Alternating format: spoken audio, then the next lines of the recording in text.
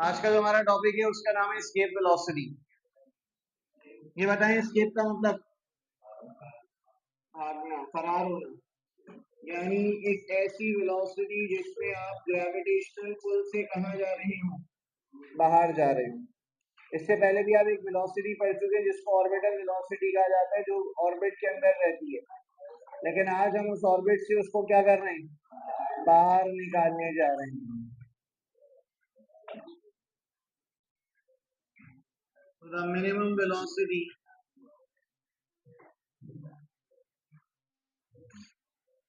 of an object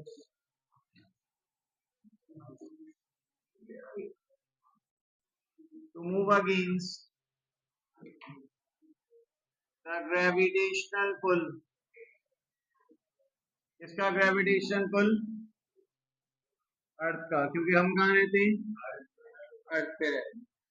This minimum velocity is said to be escape velocity.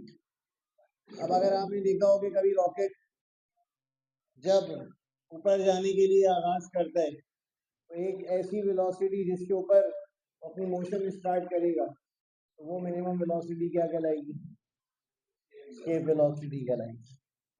आपने कहा कि हमारे पास ये आ गई अर्थ, और अर्थ के ऑर्बिट में कौन मूव कर रहा है, सन कौन कह रहा है भाई, सैटेलाइट मूव कर रहे हैं। कितने तरह के सैटेलाइट्स पढ़ते हैं, दो तरह के। एक कौन सा है, नेचुरल सैटेलाइट है, और दूसरा कौन सा है, आर्टिफिशियल सैटेलाइट है।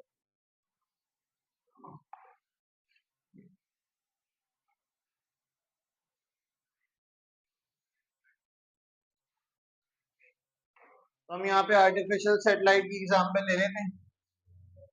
तो ये आ गई आपकी अर्थ, और ये आ गया अर्थ का ऑर्बिट, जहां पर ये सैटेलाइट क्या कर रहा है, मूव कर रहे हैं। सैटेलाइट का मास स्मॉल एम, अर्थ का मास एम ई, कैपिटल एम नहीं एम ई।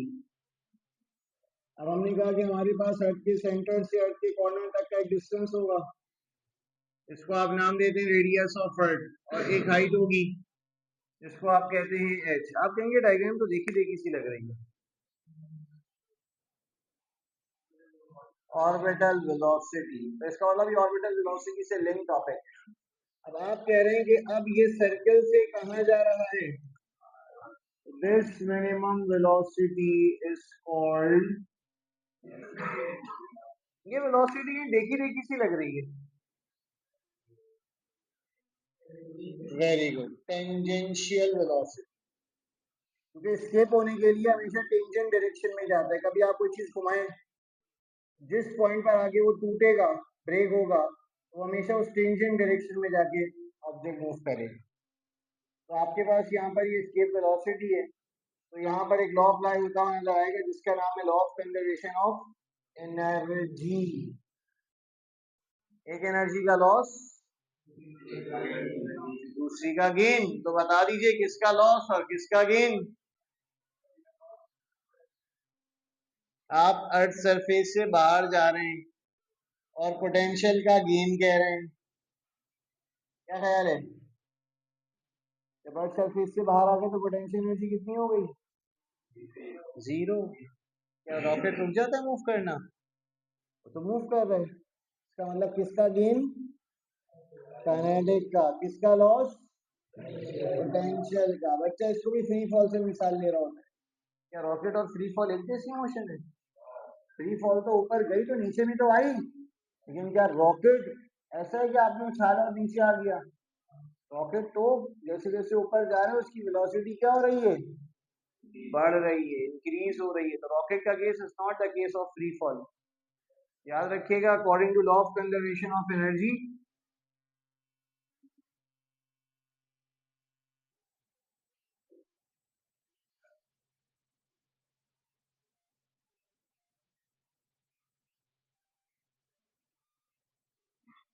किसका लॉस बताया, कौन सी वाली पोटेंशियल,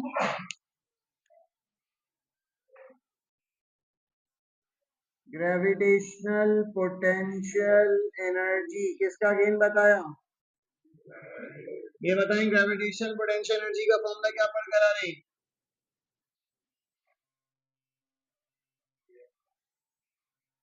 GMR।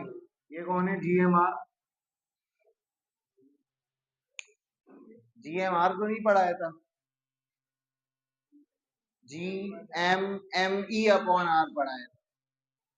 तो आप कहेंगे माइनस भी तो लगा हुआ था।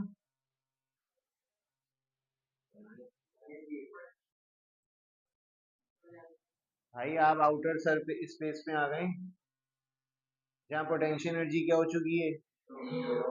अब कोई अट्रैक्टिव फोर्स है? आउटर स्पेस में तो कोई फोर्स ही नहीं है, क्योंकि नेगेटिव साइन क्या बता रहा था? Force is attractive. जब स्पेस में आ गए तो ना कोई फोर्स ना कोई अट्रैक्शन, तो इसीलिए यहाँ माइनस का साइन नहीं लगेगा। और gain kinetic energy half M V square, M से एम कैंसिल, क्या बन गई इक्वेशन?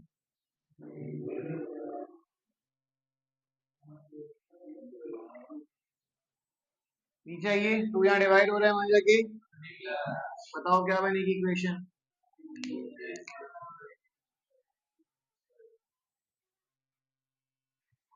स्क्वायर खत्म करने,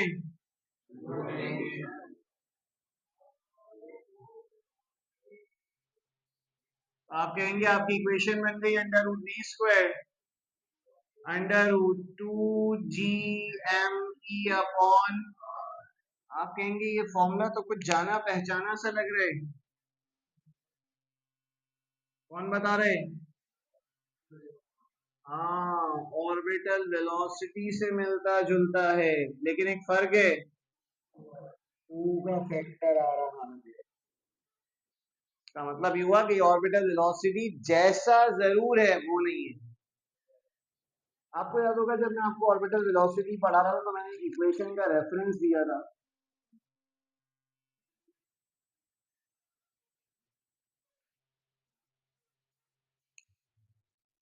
किसी को याद है इक्वेशन का जिक्र हुआ था? मास ऑफ अर्थ का रेफरेंस दिया था कि आपने क्लास 9 में मास ऑफ अर्थ पढ़ते हैं तो वहां से इक्वेशन आती है GME अपॉन RE स्क्वायर। भाई इसका मतलब ये हुआ कि आप ये फॉर्मूला देखकर आ रहे हो, जो नहीं देखकर आ रहे हो वो अभी देखेंगे। ये बताएं कि अगर मैं इस इक्वेशन को R से मल्टीप्लाई भी कर लूं और डिवाइड भी कर लूं, कर सकता हूं? मैथ्स इस बात की इजाजत देती है?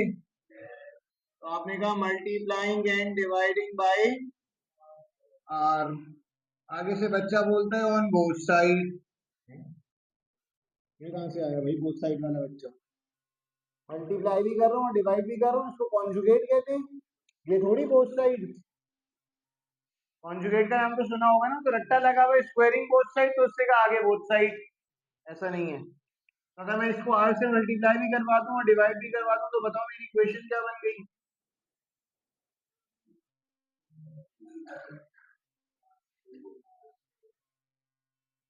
हाँ भाई, इसी को ही कॉन्जुगेट कहते हैं। R से R कैंसिल, तुमसे ज्यादा अकलमंद है ये, डॉक्टर बन गए। डॉक्टर थोड़ी बनना, डॉक्टर अभी फिलहाल डॉक्टर है, जब ये रिजल्ट अच्छा लाएगा तो डॉक्टर भी बन जाएगा। हाँ भाई, R into R क्या बन गया नीचे, इसलिए मल्टीप्लाई किया था। तो आपने कहा इक्वेशन हो गई 2GMER अपॉन, हाँ भाई कुछ नजर आया? क्या नजर आया? तो कह रहे हैं रूट से स्क्वायर कैंसिल, तुम बोलो पेंसिल। वो देखो हम इतनी लंबी करके वहां आ रहे हैं, तो क्या है कैंसिल। आपने कहा GME अपॉन R स्क्वायर किससे रिप्लेस हो जाएगा? तो बताओ बेटे दूसरा फॉर्मूला क्या ड्राइव हो गया? 2024 सेक्शन बी 4 नंबर का सवाल आया था, define scale velocity and drive it's. जब 24 में आ गया 26 में भी आ सकता है। क्या ख्याल है भाई? कंप्यूटर साइंस वाले तैयार रहें इस सवाल के लिए। चलो भाई आगे अर्थ के लिए वैल्यू निकालें, क्योंकि हमने ऑर्बिटल वेलोसिटी की भी वैल्यू कैलकुलेट की थी ना, तो एस्केप वेलोसिटी की भी वैल्यू कैलकुलेट कर लें। सारी चीजें कांस्टेंट हैं। अब तक तो याद हो गई होंगी वैल्यूज। कल सुना है ग्रैंडेस्ट हो गया।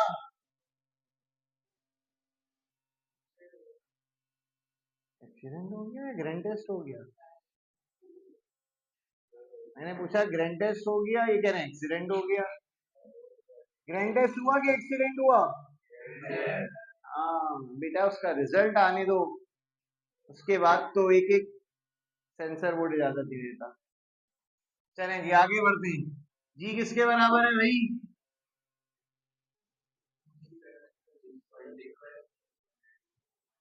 बेटा मेरे लिखने के बाद जवाब दिया तो क्या दिया?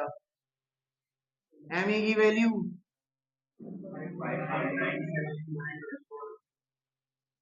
रेडियस ऑफ अर्थ की वैल्यू निकालो कैलकुलेटर, करो वैल्यू पुट।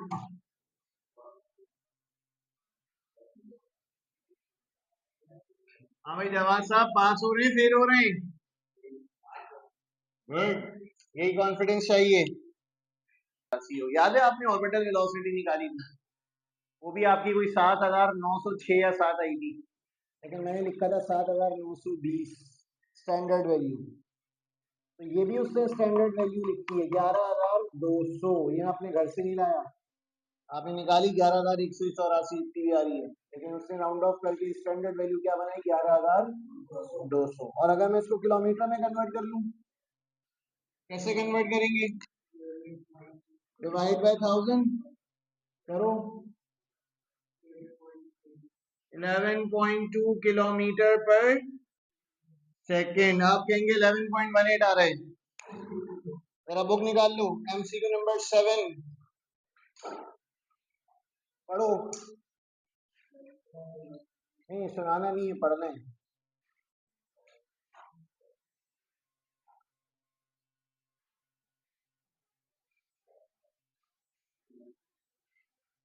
यही तो नहीं है कहीं? ठीक है जी। फैक्टर्स बता रहे हैं, किन किन फैक्टर्स पे डिपेंड कर रही है एस्केप वेलोसिटी?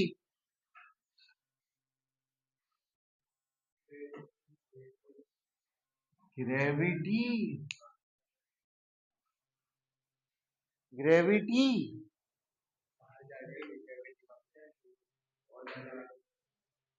ग्रेविटी पे डिपेंड कर रही है एस्केप वेलोसिटी।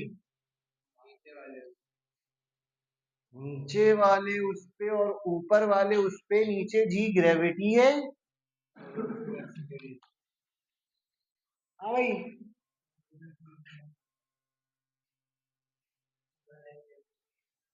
ग्रेविटेशन कांस्टेंट, और कह भी रहे हो कांस्टेंट, और कह रहे हो डिपेंड भी कर रही है।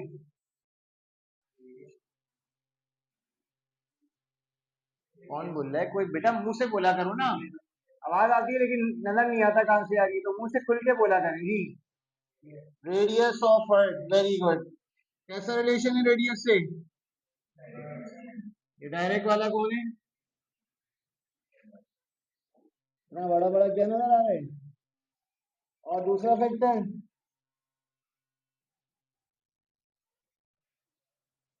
हैरत है यार, हैरत है, लोग किसको देख रहे हैं मुझे समझ से बाहर है। किसको देख रहे थे तुम लोग जो डायरेक्ट और इनवर्स कर रहे थे?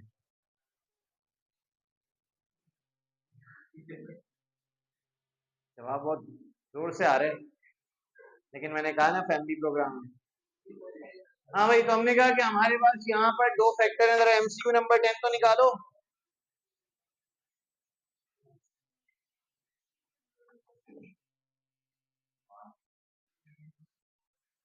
अभी मास,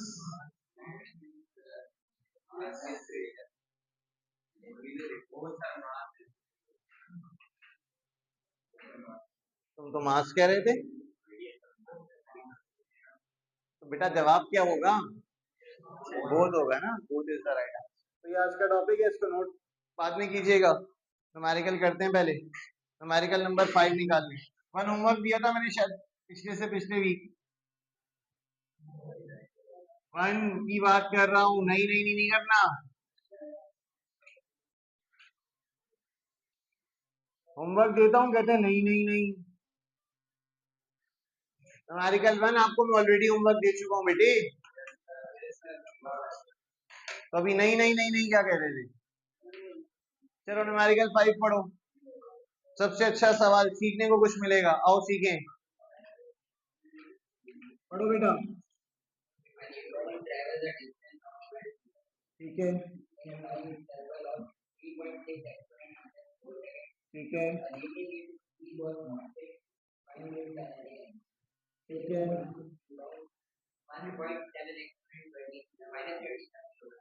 कौन बता रहे फॉर्मूला?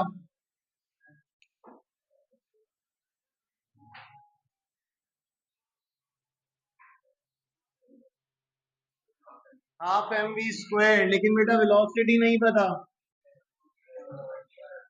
तो आप कहेंगे सबसे पहले तो वेलोसिटी आएगी डिस्टेंस अपॉन। चलें बिस्मिल्लाह करें। अभी सीखा थोड़ी है, अभी तो सिखाएंगे। ये तो 9 वाला काम है। वैल्यू पुट करना तो क्लास 9 वाले भी सिखाते थे, अभी तो आपको आगे सिखाने हैं। चलिए जल्दी से आंसर निकाल के बताएं।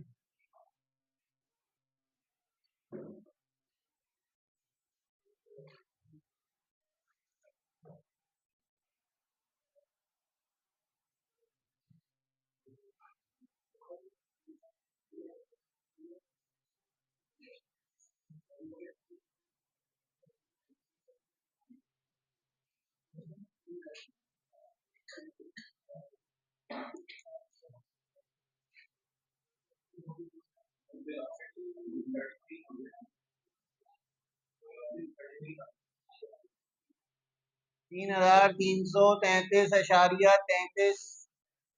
तुम कह रहे हो 3000? 33,000 नहीं है, 33,333.333333।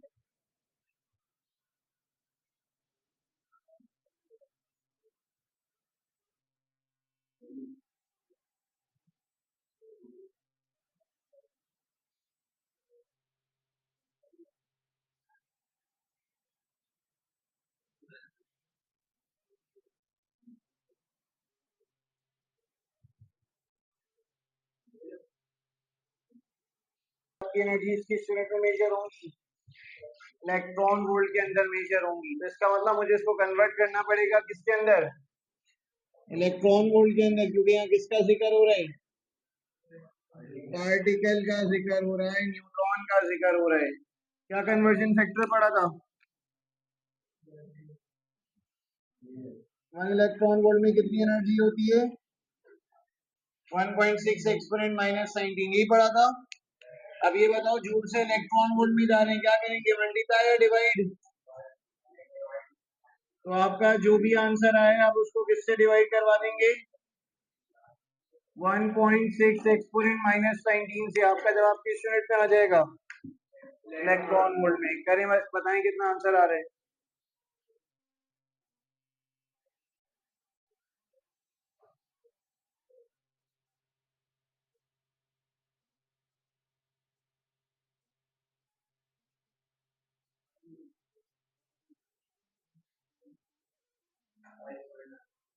बेहतरीन,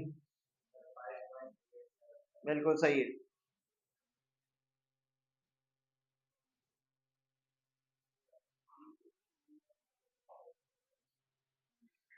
तुमने आगे सॉल्व क्यों नहीं करा?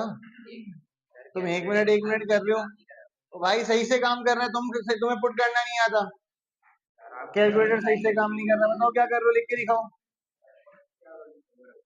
रुको रुको, नहीं लिख के दिखाओ जो लिखा है। ठीक है सर, ये अरे ये क्यों कर रहा है? वो कह रहा है तू पढ़ ले, वो कह रहा है तू पढ़ ले। चलो भाई मैं पढ़ लेता हूँ। बॉल को ऊपर फेंका जा रहा है कितनी हाइट पर, और उसके बाद कह रहे हैं इसकी वेलोसिटी बताओ 2 मीटर की हाइट पर कितनी होगी। कितनी हाइट आ गई? याद है वेलोसिटी का एक फॉर्मूला पढ़ाया था? ये अब्दुल्ला साहब क्या पढ़ाया था फॉर्मूला? 2gh इंटरमीडिएट वाला पॉइंट है ये। करने हो गया सॉल्व। चलो भाई आखिरी सवाल न्यूमेरिकल नंबर 8 पे छाप लेना ये। न्यूमेरिकल 8 भी एमसीक्यू में आएगा। पढ़ो न्यूमेरिकल 8।